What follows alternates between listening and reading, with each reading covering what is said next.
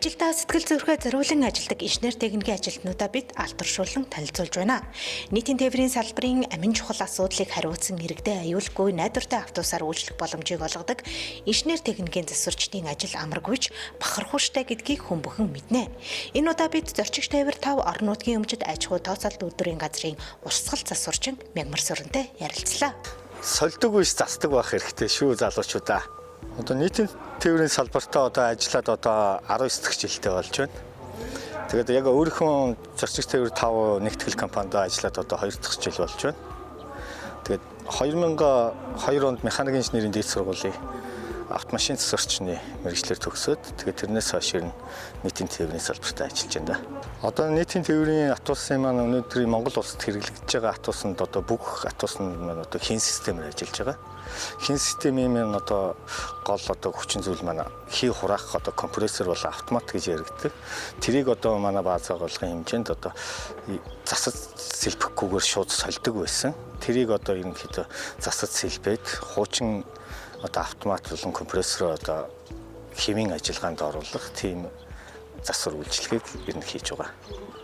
Гэхдээ яг одоо нэг хятад автобусны маань одоо нэг ухаанд одоо сэлбэг өөрөө бас жоохон хямд байгаад байгаа болохоор бас задалж одоо янзлахын хооронд одоо хятадын өөрийнх нь одоо нэг автобусны сэлбэг хямд байгаа болохоор нөгөө тэрийг задалж янзлахгүйгээр буцаагаад нөгөө шинэ юмыг шинээр нь сольжиж байгаа тийм юм аа ажиглагдаж байгаа.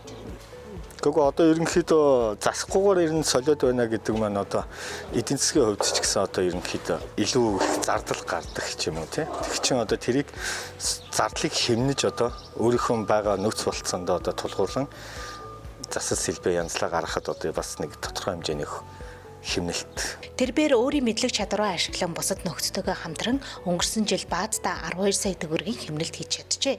Бидний урдаа барьдаг засварчдын нэг хэмээн хамт олон ам бардам хэлхийг олон хүнээс сонсож байна. Тэгэхээр одоо яг энэ автобусыг чи одоо ингээд бүрэн бүтэн техникийг хариуцахын тулд одоо засвар инженер техникийн албаа хаагчид бидний одоо ингээд хоёр ээлжээр ингээд өдөр шөнөгүй ажиллаж байгаа. Тэгээ автобусныхаа бэлэн бүрэн байдлыг хариуцаад ингээд ажиллаж байгаа. Тэр тал дээр бас нэг тулгуур юм байна.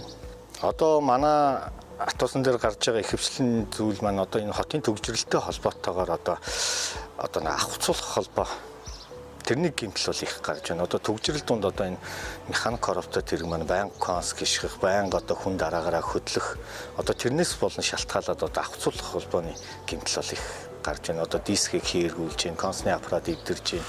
Тэгээд наклад маань одоо хугацаанаас өмнө дуусч байна. Энд ч одоо байнга л одоо тоорнос гიშгэж байна. Тэгээ байнга л одоо конс гიშгэж араас оёндоо хийж байна. Ийм учраас ер нь тэн дээр л ерөнхийдөө голцуул түлхүүл ажиллаж байна да. Энэ бахархаад байгаа зүйл маань одоо энэ ард түмэндээ одоо аюулгүй тав тухтай автобусаар үйлчилж байна да гэдэгт л одоо бахархаж байна да. Тэр давуу талын хувьд одоо тэгээд одоо амьдрал дээр ер нь яг нийтийн тээвэр автобус одоо энэ том оврын машин гэхгүйгээр ч гэсэн хүн болгон одоо жижиг тэр хувийн тэрхтээ болцсон байгаа шүү дээ. Тэрэн дээр одоо жишээлбэл одоо нэг эрг бололтой зөв чангалаас сурчих ч юм уу. Ядаж дугуй хагарахад хүний царай алдаад байхгүйгээр дугуйгаа аюулгүй сольчих тийм хэмжээтэй л ер нь байгаасаа л гэж ер нь хүсэж штэ. Одоо бол яг энэ хятад автобусан дээр маань одоо яг одоо орж ирж байгаа энэ автобусан дээр яг автоматик бол ерөнхийдөө хин явах системийн компрессорыг бол ерөнхийдөө өөрийнх нь дотоод болцоогоор бол янзлаад бол болчихж байна. Тэгээ ерөнхийдөө одоо энэ бусд сэлбэг хэрэгсэлтээр бол ерөнхийдөө хятад автобусны маань өөрийн маань бас нэг үйлдвэрлэгч орон болооч тэр янз янзын одоо нэг ухаанда нэг энэ дээр байгаа энэ бүтээгдэхүүн маань гэх энэ эд анги маань гэхэд нэг өөр баркодтай өөр автобусных болоод тэгэхээр өөр баркодтай.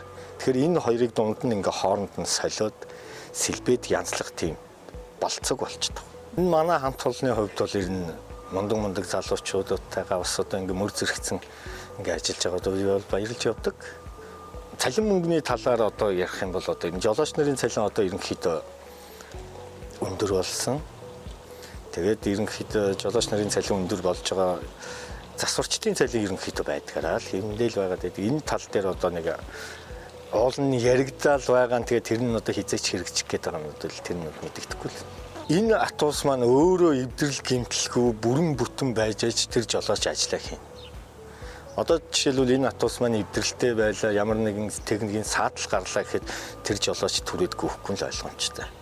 Тэгэхээр ерөнхийдөө одоо бидний ажиллаж байгаа одоо нэг давуу тал маань одоо нэг энэ Атусаа одоо бүрэн бүтэн байлгах одоо ард иргэдтэй бас нэг бүрэн бүтэн техник хэрэгслээр хангах чи одоо бас шугам гаралтын маань одоо бүрэн бүтэн байгаасаа гэдэг үднэс л одоо бид нар ажилдаа ерөнхийдөө өглөө ирэл ажлынхаа нарийныг аваад инженер техникийнхаа ажилч инженерүүдээс одоо заавар зөвлөгөө авал өглөө ажилд байгаа юм да. Хүн одоо ингээ яг өөрийнхөө сэтгэл зүрхийг гаргаад ингээ ажиллаж байгаа үед бол одоо тэгээд ер нь тэгээд болно амьдрал бол сайхан шүү дээ.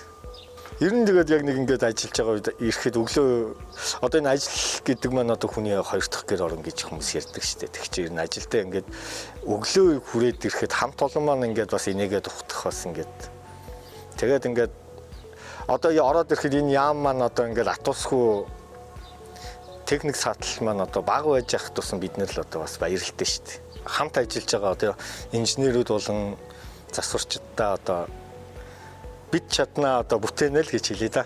Тэрбээр хамт олондоо сольдог биш засдаг байцгаа хэмээн уриалж ажилдаа сэтгэл зүрхээ зориулан ажиллаж байна.